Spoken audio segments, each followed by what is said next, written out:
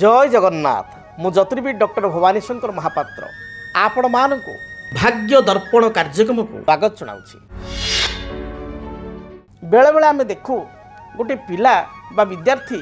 से भल पाठ पढ़ु थाए प्रायतः standard 5th 6th 7th 8th पर्यंत तार पाठ बहुत भल थाए मात्र 10th रे बा 10th रे आपणकर पूर्वर जो पाठ पढ़ु थाए जो परसेंटेज रखु थाए जो प्रतिशत मार्क रखु थाए से अनुसार तार मार्क बहुत हानि हुए 10th रे बा 10th रे कई कई 10th पर्यंत बहुत भल पाठ पढ़ु थांती मात्र +2 सेकेंड ईयर तांकर विद्यारे यथेष्ट हानि होता है जोठी 10th रे पिला 99% बा 95% 92% नंबर आनीथिला बा 90% 88% नंबर आनीथिला ठीक +2 बेल को पूरा संपूर्ण विपरीत घटी आपणकर +2 रे से आपणकर 50% 55% 60% बा 70% प्रायतः मेट्रिक ठार +2 आम देखा 20% 15% बा 30% कई 40% डिक्रीज हो जाए। तो एते फरकटा कौन पाई हुए कहीं भल पढ़ुवा पिलाटी हठात पाठ प्रति आग्रह करे नहीं एवं तार नंबर यथेष्ट कमी जाए कई देखिए ठीक माने अति आश्चर्य लगे आप 5th 6th 7th 8th पर्यंत स्टैंडर्ड बहुत भल 10th बहुत भल +2 बहुत भल किंतु हायर स्टडी रे जो लाइन रे जीवा को चाहती से जाई पारंती नाही हठात तांकर विपरीत बा इच्छा विरुद्ध रे अन्य एक लाइन को जाती एवं से प्रदर्शन भल हुए ना बा निज इच्छा करी मध्य जो लाइन के गले से लाइन में मध्य तांकर यथेष्ट खराब हुए ये स्थिति कहीं हुए उच्च विद्यारे कौन पाई बाधा होता है बा मध्यम विद्यारे कौन पाई बाधा होता है। जन्म जातक आमर जो जन्म कुंडली रे लग्नर चतुर्थ भाव होची विद्यार भाव लग्नर पंचम भाव होची विद्यार भाव आपण कहे लग्नर चतुर्थ कहले विद्यार भाव ठीक अच्छी पंचम भाव पुणी कहले देखंतु विद्या भाव को आमे जातकर दुईटी भाव विचार करिबा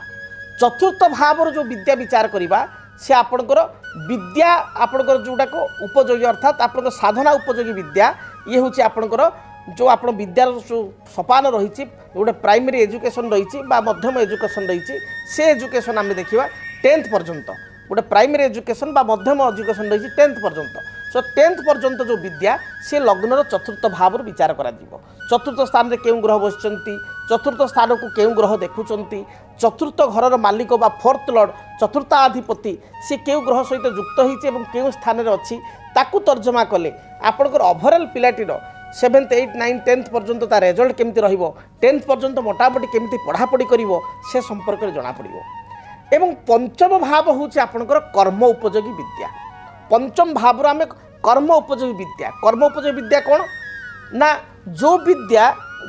अध्ययन कला परे जड़े व्यक्ति से रिलेटेड कर्म को जाई से संपर्कित कर्म प्राप्ति करें कहते कर्म उपयोगी विद्या।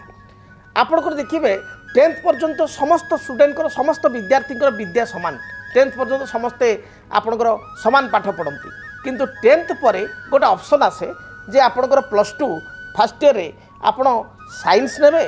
ना आपणकर कॉमर्स लाइन रे जिवे ना आर्ट्स जिवे जोटी बाछिबार कथा आसिला कर्म अनुसार आमको बाछिया पड़िला पिला मानकु बाछिया पड़िला कौन ना जदि जड़े इंजीनियरिंग करेंगे जदि जड़े मेडिकल फील्ड रे जिवे ताल डेफिनेटली से तो साइंस ही नेबे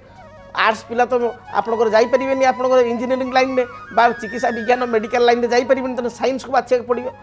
जदि आपणकर धरतु आप चार्टर्ड अकाउंटेंट कॉस्ट अकाउंटेंट ए विभाग में जावाई चाहिए ताले बाध्य आपको कॉमर्स नवा पड़ो कहीं आप कॉमर्स बा वाणिज्यिक विद्या आपको करिया पड़ो तेणु ये जो ऑप्शन रहा आपणकर 10th पर जो ऑप्शन रहा से ऑप्शन पाई ताको कहगला कर्म उपयोगी विद्या तेणु कर्म को चाहिए लाइन को चूज करी से अनुसार विद्या को आपण ने बाछिबे साइंस कॉमर्स आर्ट्स को बाछिबे तेणु ये जो विद्या ये आप 5th हाउस आसो तापर आप जो हायर स्टडी जो थे करेंगे आपंकर धरन जो मैनेजमेंट बा MBA कला जड़े कॉस्ट अकाउंटिंग कला जड़े चिकित्सा विज्ञान गला जड़े IT बा सॉफ्टवेयर गला जड़े धरतु प्लेन ग्रेजुएशन करी CT बा BD कला तो ये परिस्थिति में आपणकर जो देखागला जे उच्च विद्या ये मध्य पंचम स्थान आसो तेणु विद्या 2टा स्थान आसो चतुर्थ स्थान पंचम स्थान चतुर्थ स्थान विद्यार स्थान बा आप साधना उपयोगी विद्या पंचम स्थान हूँ कर्म उपयोगी विद्या तेणु कर्म उपयोगी विद्या स्थान रे जदि राहु रही जाइए अर्थात पंचम स्थान रे जदि राहु थांती मन रखंतु पंचम स्थान रे जदि केतु थांती पंचम स्थान को जदि शनिकर दृष्टि रही थाए पंचम स्थान को जदि शनि मंगल उभयंक दृष्टि रही थाए ताहले डेफिनेटली विद्यार्थीटीए 10th पर्यंत बहुत भल पाठ पढ़ू थाए परसेंटेज 90 एभव रही थाए किंतु +2 बेलू तार डिग्रेडेशन हुए एवं से बाध्य होई से नंबर तार 15% 20% 30% भली नंबर मध्य कमी जाए एवं पढ़ापढ़ी आग भली करे ना से भली आम देखा आपणकर चतुर्थ एस 4th लॉर्ड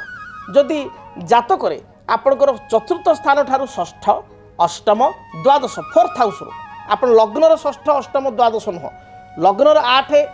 आपणकर 6 8 12 नुह चतुर्थ स्थान ठारू ओन हाउस जदि षष्ठ अष्टम बा द्वादश होता किंबा लग्नर मध्य षष्ठ अष्टम द्वादश होता चतुर्थ अधिपति ए परिस्थिति कौन हुए ना पिला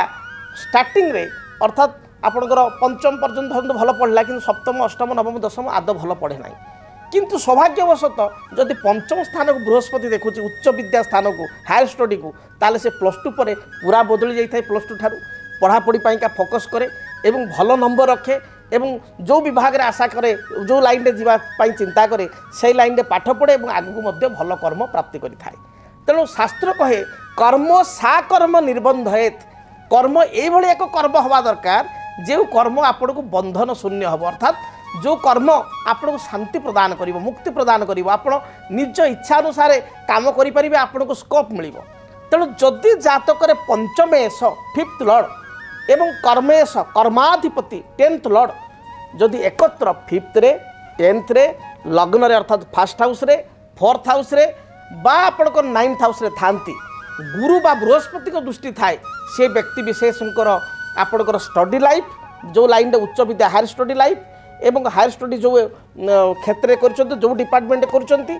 डिपार्टमेंट काम पाई था बेले बेले देखा जाए आपणकर इच्छा जे आपण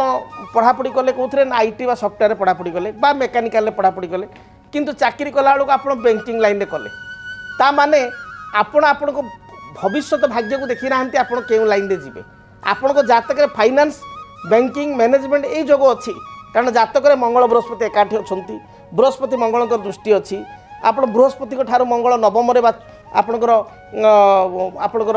मंगल ठार बृहस्पति पंचम अच्छा ये जो स्थिति गुड़िक अच्छी किछिटा जोग अच्छी बा बुधायित्व जोग अच्छी तो युड़िक बैंक बीमा फाइनान्स को आपणकर कर्म पाई आप इंडिकेशन कला किंतु आपणकर आपण कौन पढ़ले ना आप आईटी लाइन रे गले तो आप जानी ना आप क्यों लाइन रे भविष्य को जी से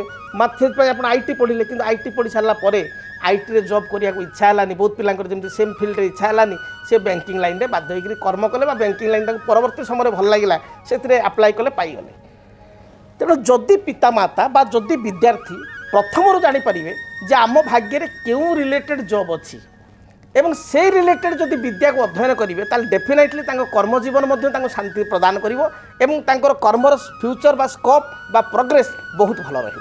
तेणु आपण मैंने आपण संतान मानकर जातक बा कुंडली को निश्चय गणना करूँ जड़े यज्ञ दक्ष ज्योतिर्विद निकट में किंबा मो सहित आप व्यक्तिगत भाव में अपॉइंटमेंट नहीं आसी देखा करूँ जे पिला क्यों लाइन में जीव एवं क्यों तार भविष्य जीवन भल हेबो बा शुभप्रद हेबो।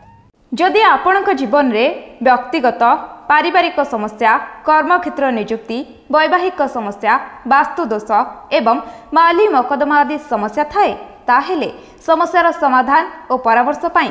आमकु जोगाजोग करंतु। ज्योतिर्विद doctor Bhabani Shankar Mahapatra, Budheswari colony, plot number 26, Bhubaneswar. Phone number 9776833302 9439444924। आमर वेबसाइट www.srijagannathastro.com।